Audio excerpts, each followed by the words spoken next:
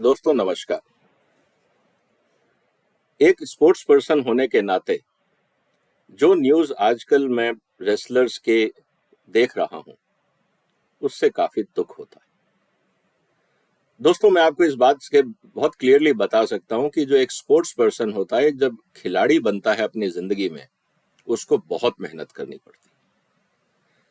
और ये भी मेरे को कहने में कोई अतिशयोक्ति नहीं है कि एक खिलाड़ी बनने के लिए पढ़ाई से ज्यादा मेहनत लगती है। मैंने जिंदगी में पढ़ाई भी करी है और मैं जिंदगी में खेला भी हूं। मैंने जिंदगी में ग्रेजुएशन करी टेक्नोलॉजी में, पोस्ट ग्रेजुएशन करी, IIM अहमदाबाद से MBA किया, उसके बाद लॉ करी, लॉ की 3 क्वालिफिकेशंस ली, कॉर्पोरेट वर्ल्ड में काम किया, बहुत सारे कंपटीशन दिए और थैंकफुली सब में सक्सेसफुल रहा। उसी के साथ मैं अपने कॉलेज में कॉलेज जनरल कैप्टन था, अपनी टीम का, बास्केटबॉल टीम का यूनिवर्सिटी कैप्टन था। शायद हर आउटडोर गेम मैंने खेला और हर एक में मुझे प्राइज मिला या मेडल मिला, आप कह सकते हैं।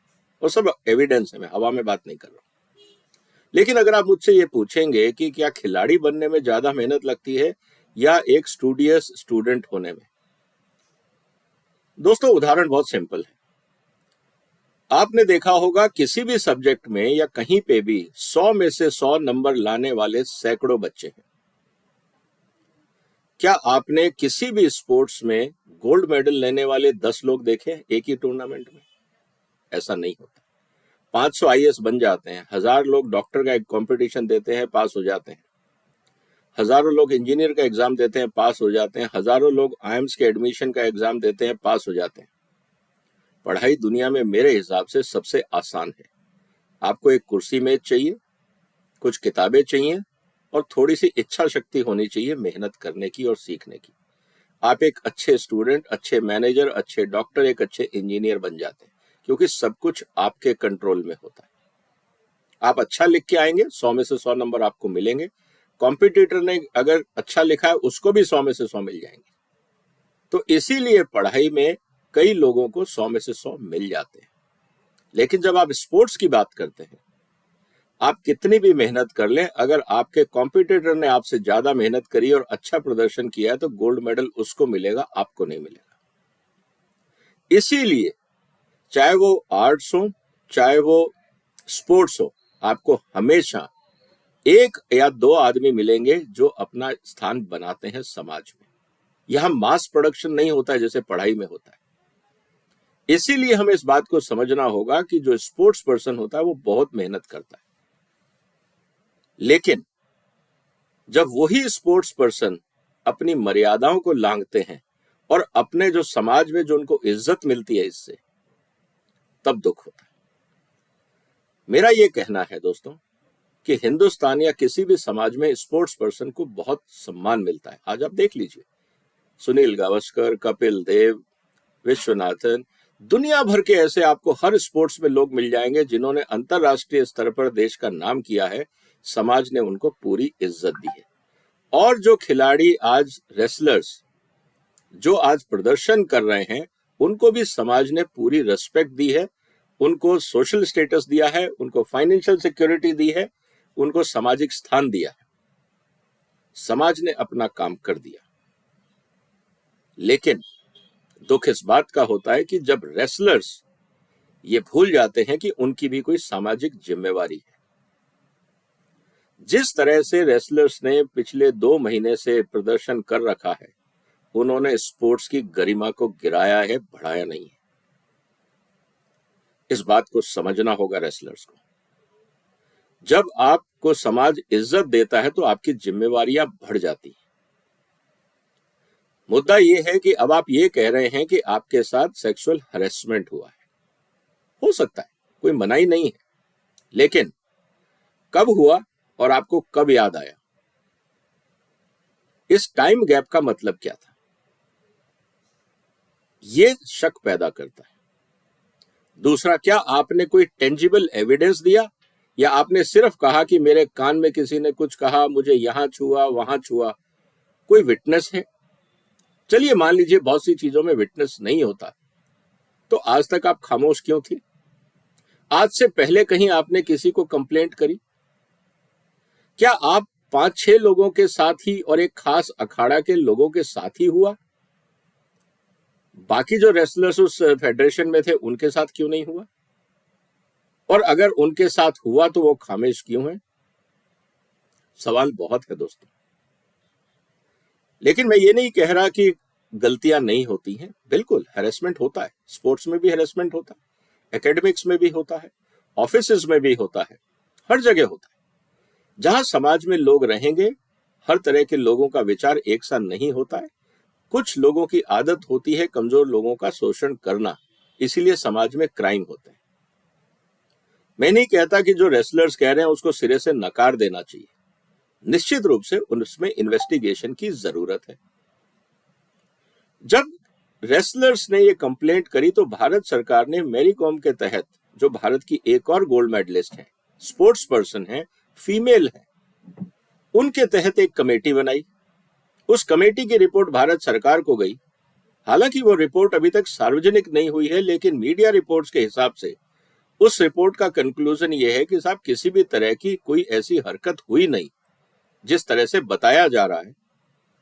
तो बदले में ये कहा गया कि साहब वो रिपोर्ट को हम नहीं मानते। चलिए कोई बात नहीं। उसके खिलाफ आपने प्रदर्शन शुरू किया। आपने प्रदर्शन किया, सुप्रीम कोर्ट ने आपको बुलाया। सुप्रीम कोर्ट ने पुलिस को कहा कि आप एफआईआर नोट करके लिख के आप इस पे इन्वेस्टिगेशन शुरू कीजिए। पुलिस ने इन्वेस्टिगेशन शुरू कर दिया। दिल्ली के एक जाने माने वकील इन जो रेसलर्स हैं इनको सपोर्ट कर रहे हैं।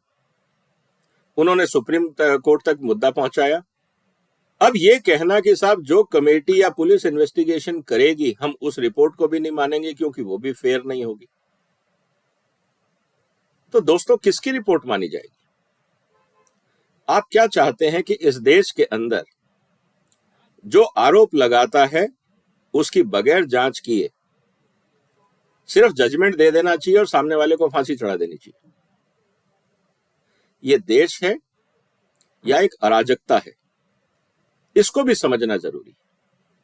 देखिए दोस्तों, प्रदर्शन करना कभी कभी समाज में जरूरी हो जाता है, बात सही है। इसीलिए संविधान में प्रदर्शन का अधिकार दिया गया है। प्रदर्शन का फायदा यह होता है कि जब आप कोई बात कहना चाहते हैं, आपके छोटे स्तर पे बात नहीं आप कह पा रहे हैं, जब आप प्रोटेस्ट करना शुरू करते हैं तो आपको लगता है जो लाइक माइंडेड लोग हैं वो आपके साथ जुड़ेंगे और आपके मुद्दे को आगे बढ़ाने में मौका मिलेगा। बिल्कुल बात सही है। उसके बाद आप, क्योंकि वो प्रदर्शन का स्केल बड़ा हो जाता है, तो आपका पर्पस होता है कि जो डिसीजन मेकर्स हैं समाज में या जिसके लिए आप जिसको बात सुनाना चाह रहे हैं वहां तक बात पहुंचेगी, क्योंकि उसको फिर मीडिया कवर करेगा, सोशल मीडिया कवर करेगा, आपकी बात ऊपर तक पहुंचेगी और उसका संज्ञान लिया जाएगा। ये बात भी सही है और आपकी बात का संज्ञान लिया गया। भारत सरकार ने कमेटी बनाई। चलिए मान लेते हैं भारत सरकार ने कमेटी बनाई, आपको रिपोर्ट पसंद नहीं आई, ये भी हम बात मान लेते हैं। आपकी मनमर्जी के हिसाब से रिपोर्ट नहीं आई, ये भी हम मान लेते हैं। आपको ग्रीवेंसेस थे, आपने जाके सुप्रीम कोर्ट में दरवाजा खटखटाया। सुप्रीम कोर्ट ने पुलिस को कहा आप एफआईआर दर्ज कीजिए और इन्वेस्टिगेशन कीजिए। अब सुप्रीम कोर्ट ने जब बात का संज्ञान ले लिया और आदेश पारित कर दिए, तो अब प्रदर्शन किस बात का? अब यहां से डाउट शुरू होता है। अब समस्या ये आती है कि क्या जो रेसलर्स हैं जिनकी जो बातें थी वो भारत सरकार ने और सुप्रीम कोर्ट ने मान ली, इसके ऊपर तो कोई नहीं है। आप जाके अमेरिका में कंप्लेंट कर सकते हैं, कोई दिक्कत नहीं है। आप यूएन में कंप्लेंट कर सकते हैं, कोई प्रॉब्लम नहीं। लेकिन होगा क्या? ज्यूरिडिक्शन तो भारत सरकार का और सुप्रीम कोर्ट का है ना। दोनों ने आपकी बात का संज्ञान ले लिया, तो प्रदर्शन किस बात का? समस्या अब शुरू होती है। अगर आप सिस्टम को फॉलो नहीं करते हैं और आप मनमर्जी करते हैं तो आप अराजकता की तरफ बढ़ते हैं। तो क्या ये प्रोटेस्ट है या अराजकता है?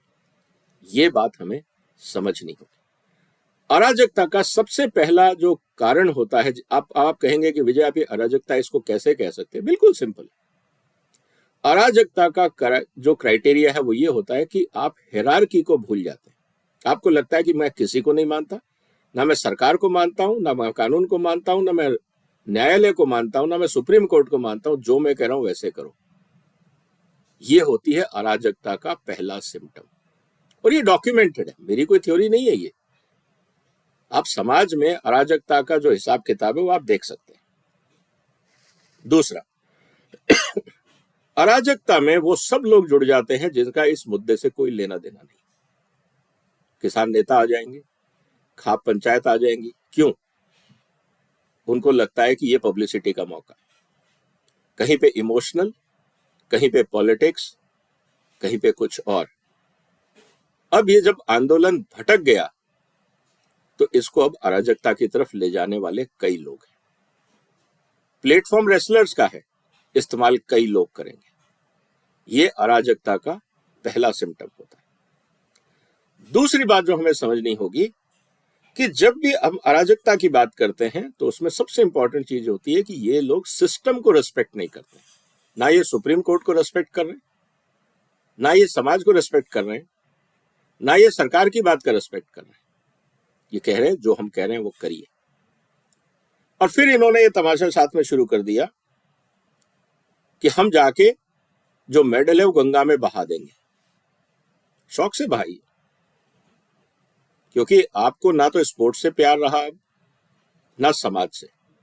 जिस समाज ने आपको इज्जत दी आपके मेडल के कारण, और उस मेडल के कारण समाज ने आपको ओहदा दिया, आपको पुरस्कार दिए, आपको सम्मान दिए, अगर आप मेडल बहा रहे हैं तो उस मेडल से जितनी भी चीजें आपको मिली है वो भी तो त्यागिए। सिर्फ एक मेटल का टुकड़ा पानी में फेंकने से क्या होगा? अगर वास्तव में आपको लगता है कि आपके साथ बहुत इनजस्टिस हुआ है और मेडल की आपकी जिंदगी में कोई वैल्यू रही नहीं, तो उस मेडल के लिए मिले हुए जितने भी आपको पुरस्कार और सम्मान है, आप उनको वापस क्यों नहीं करते? क्योंकि वो आपको नहीं मिले थे, या आप गलतफहमी में हैं। रेसलर्स को ये बात समझनी होगी कि आपको सम्मान नहीं मिला था, आपके मेडल को सम्मान मिला था। क्योंकि जब तक आपको मेडल नहीं मिला था तब तक आपको समाज ने सम्मान नहीं दिया था।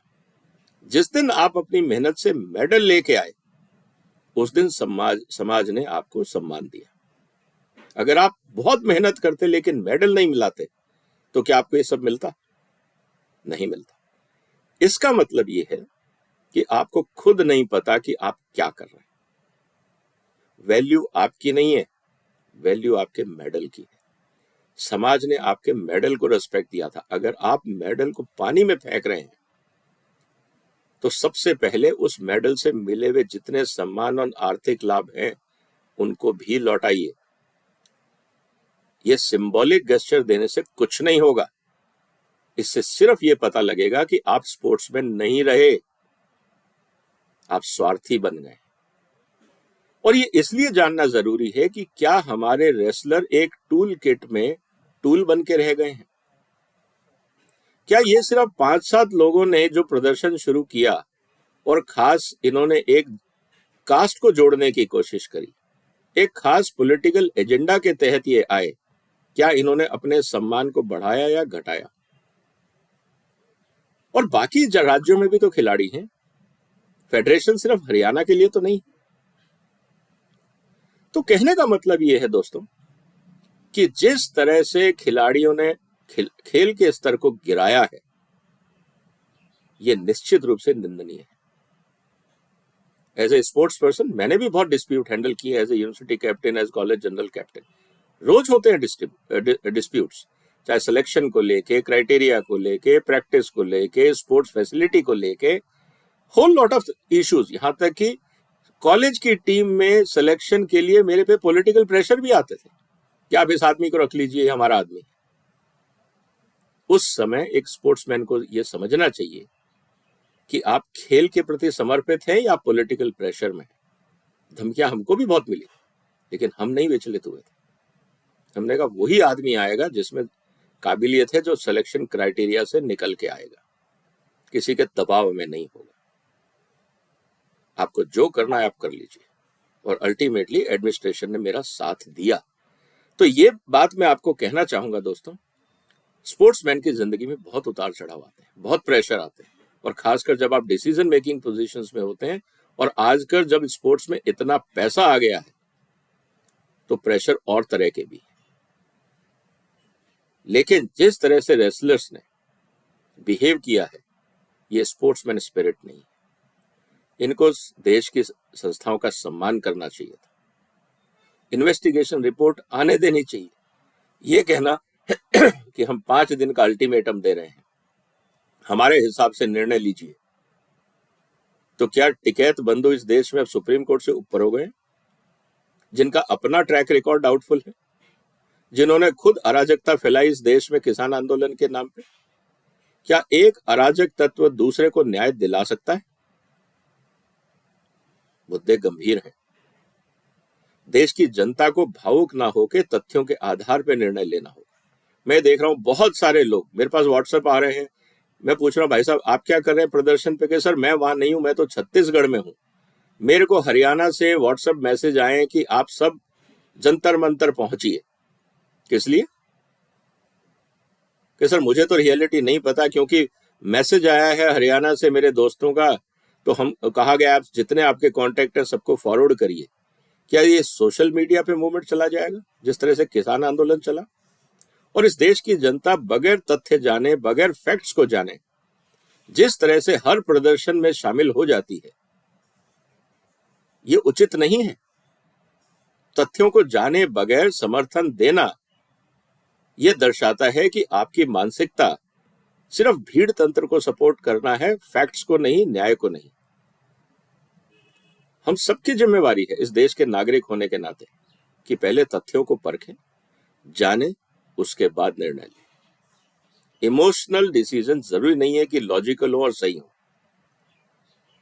दोस्तों, मेरा निवेदन आपसे ये है कि अगर आप रेसलर्स को जानते हैं तो उनको समझाएं कि इस देश ने आपको बहुत सम्मान दिया है। आप इस देश की संस्थाओं का, सुप्रीम कोर्ट का और सरकार के जो क्राइटेरिया है, काम करने के तरीके हैं, मैं नहीं कहता कि आप किसी पॉलिटिकल पार्टी के या किसी पॉलिटिकल लीडर का सपोर्ट करें। कम से कम संस्थाओं को और संस्थाओं के काम करने के तरीके को सम्मान करें, क्योंकि स्पोर्ट्स पर्सन जो होता है वो रूल्स के हिसाब से खेलता है। फ्री स्टाइल रेसलिंग में हो सकती है, फ्री स्टाइल समाज में नहीं हो सकती। ये भी हमें समझना हो। तो अगर खिलाड़ियों को अपने सम्मान को बचाना है तो संस्थाओं का रेस्पेक्ट करें, नहीं तो दोस्तों क्या होगा? ये दंगा प्रदर्शन करते रहेंगे, अराजक तत्व इनके साथ जुड़ते रहेंगे, इनका पूरा एजेंडा फेल हो जाएगा। आज इनकी मजबूरी यह है कि इन्होंने पॉलिटिशियंस के कहने पे, कुछ स्वार्थी लोगों के कहने पे प्रदर्शन शुरू तो कर दिया, लेकिन इनको भी ये समझ नहीं आ रहा कि खत्म कैसे करें, क्योंकि इन्होंने बगैर दिमाग लगाए, सच्चाई का साथ ना दे के, सच्चाई को ना समझ के सिर्फ प्रदर्शन शुरू किया। अगर इनको ये लगता कि इनकी बात में वास्तव में दम है, इनके पास तथ्य हैं, एविडेंस हैं, तो ये प्रदर्शन शुरू करते। जब सरकार और सुप्रीम कोर्ट ने नोटिस ले लिया तो अपने एविडेंस जाके कोर्ट को देते, कोर्ट इंक्वायरी कमेटी के पास ओवर करता, इवैल्यूएशन होता, जो निर्णय होता उसके आधार पे कानूनी डिसीजन होता जो सबको मान्य होना चाहिए था। लेकिन इन्होंने ऐसा नहीं किया, तो ये दर्शाता है कि नीयत कुछ और है। मेरा रेसलर से निवेदन ये है कि एज ए स्पोर्ट्स पर्सन मैं आपसे निवेदन कर रहा हूं कि खिलाड़ियों की इमेज खराब मत करें। सुशील कुमार ने जो हरकत की थी मर्डर के केस में, आज वो जेल में है, वो भी गोल्ड मेडलिस्ट था। क्या हरियाणा के स्पोर्ट्समैन क्या सिर्फ राजनीति का टूल बनने आए हैं? कोई उनकी सामाजिक जिम्मेवारी नहीं है कि उनको अपने आप को इस तरह की हरकतों से बचाना चाहिए? क्विक पब्लिसिटी के लिए क्या वो आज काम कर रहे हैं? मुझे लगता है स्पोर्ट्स काउंसिल को भी, स्पोर्ट्स अथॉरिटी ऑफ इंडिया को खिलाड़ियों के लिए एक काउंसलिंग सेशन भी शुरू करना चाहिए कि उनकी सफलता का उपयोग या मिस यूज, दुरुपयोग समाज के कई लोग कर सकते हैं, तो इनको बच के रहना चाहिए। खिलाड़ी जरूरी नहीं है कि हर क्षेत्र में मैच्योर हो। स्पोर्ट्स अथॉरिटी को उनके लिए काउंसलिंग सेशन करना चाहिए जब वो अवार्ड जीत के आते हैं, कि आपको इस तरह से बहकाया जाएगा, फुसलाया जाएगा, आपका यूज या मिसयूज किया जाएगा, चाहे वो एडवर्टाइजमेंट हो, चाहे पब्लिसिटी हो, चाहे कोई और एजेंडा, और उनके लिए डूज एंड डोंट्स होने चाहिए। और इस तरह से एक सीनियर स्पोर्ट्स पर्सन की स्पोर्ट्स अथॉरिटी ऑफ इंडिया में एक काउंसलिंग कमेटी होनी चाहिए कि अगर किसी जूनियर प्लेयर को जो नया नया अभी खिलाड़ी पदक लेके आया है, अगर उसको किसी तरह की अपनी बात रखनी हो, चाहे महिला हो या पुरुष हो, महिला खिलाड़ी और पुरुष खिलाड़ियों की एक कमेटी बननी चाहिए जहां वो जाके उन सीनियर्स के साथ काउंसलिंग करके अपनी जो डाउट्स हैं उनको क्लियर कर सके। ये जरूरी है, क्योंकि बहुत सारे बच्चे स्पोर्ट्समैन में मेहनत करते हैं, लेकिन उनको सच्चाई या अच्छाई या बुराई में फर्क समझने में टाइम लगता है। मेरा यही कहना था। मुझे लगता है कि हमारे स्पोर्ट्स पर्सन को अराजकता से बचना चाहिए। जिस समाज ने उनको इतना सम्मान दिया, इतना सब कुछ दिया, उसका सम्मान करें। और सिर्फ ईगो को लेके मीडिया पब्लिसिटी में कैमरे के आगे आपको जब इतनी पब्लिसिटी मिल गई, इससे आपकी इमेज खराब भी होती है। बस इस बात का ध्यान रखें। आपका क्या कहना है दोस्तों? क्या हमारे स्पोर्ट्स पर्सन को मैच्योर बिहेवियर करना चाहिए? क्या सीमाएं लांघनी चाहिए जस्ट बिकॉज वो गोल्ड मेडलिस्ट है या ओलंपिक मेडलिस्ट है? ये चिंता की बात है। आपका क्या कहना है? इस चैनल को शेयर करें, इसको सब्सक्राइब करें। आपने वक्त निकाला, आपका धन्यवाद। फिलहाल वंदे मातरम।